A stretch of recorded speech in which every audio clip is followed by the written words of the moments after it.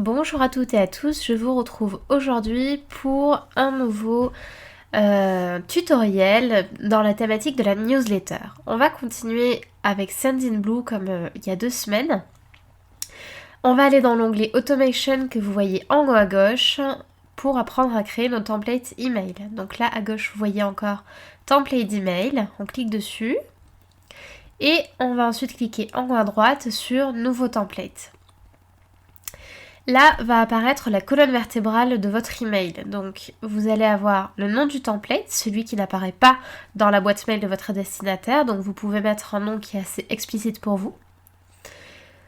En dessous, vous allez voir, il y a l'objet. Donc ça va être par contre en l'occurrence ce que votre destinataire va voir dans sa boîte mail. Donc le nom de votre email. À droite, vous voyez, vous pouvez ajouter une personnalisation, donc je vais vous montrer tout de suite comment ça marche. Donc je donne un nom X ou Y à mon mail et j'ajoute une personnalisation pour rendre le mail un peu plus personnel et un peu plus intimiste. Hop, avec un prénom par exemple. Le texte d'aperçu, c'est un bref résumé qui doit un petit peu compléter votre objet et donner envie à votre destinataire de cliquer sur le mail. Pareil, si vous voulez, vous pouvez ajouter une personnalisation à droite. Et ensuite, il ne reste plus qu'à ajouter le nom de l'expéditeur. Moi, par exemple, je mets donc mon prénom, Anna, et mon blog. Qui va s'ajouter tout de suite, ça lag un tout petit peu. Voilà, hop. Anna de devenir blogueuse. Et on clique en haut à droite sur prochaine étape. Si ça veut bien. Ok. Qu'est-ce que... Voilà, ok. Là, vous voyez, vous avez désormais différents modèles de mise en page pour vos mails. Donc, si ça vous intéresse, vous pouvez en choisir un, notamment celui pour le webinar, ça peut être intéressant. Moi, je vous conseille de partir sur de la simplicité, déjà pour prendre en main le logiciel, et puis parce qu'en plus, ça a moins de chances d'atterrir dans les spams. Donc là, vous avez sur la gauche une colonne qui vous propose différents éléments, titre, texte, image, etc. Et il vous suffit de glisser-déposer comme je suis en train de le faire dans votre email. Vous saisissez ensuite votre texte, le corps de votre texte pour votre email. Et là, à nouveau, je vais vous montrer, vous pouvez rajouter une personnalisation. Donc, hello, hop, on clique sur le petit bonhomme et on choisit par exemple de rajouter le prénom pour rendre tout ça un peu moins formel et un peu moins froid.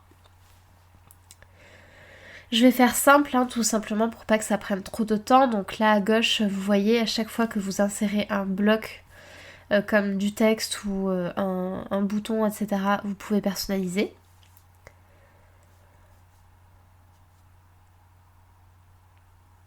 Et ensuite, hop, bon, je rajoute un petit peu de texte, voilà. Vous faites bien évidemment un texte et une newsletter de qualité pour votre audience. Et ensuite, moi je vais vous montrer pour ajouter un appel à l'action, donc un bouton d'appel à l'action. Hop, ça s'appelle bouton. On peut personnaliser la couleur pour coller à votre identité visuelle par exemple. Et le texte.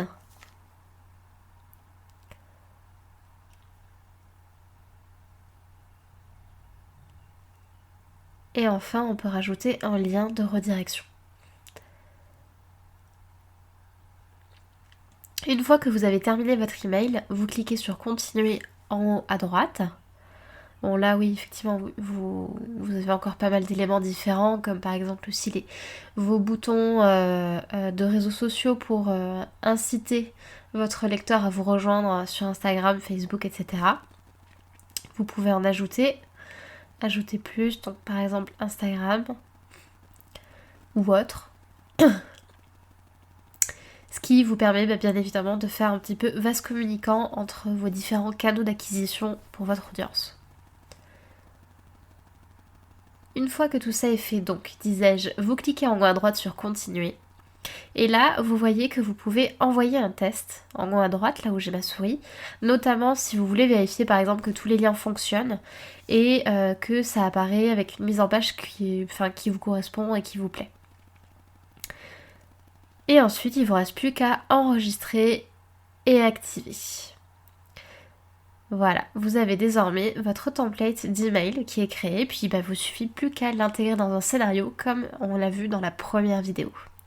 Je vous remercie d'avoir suivi cette vidéo jusqu'au bout.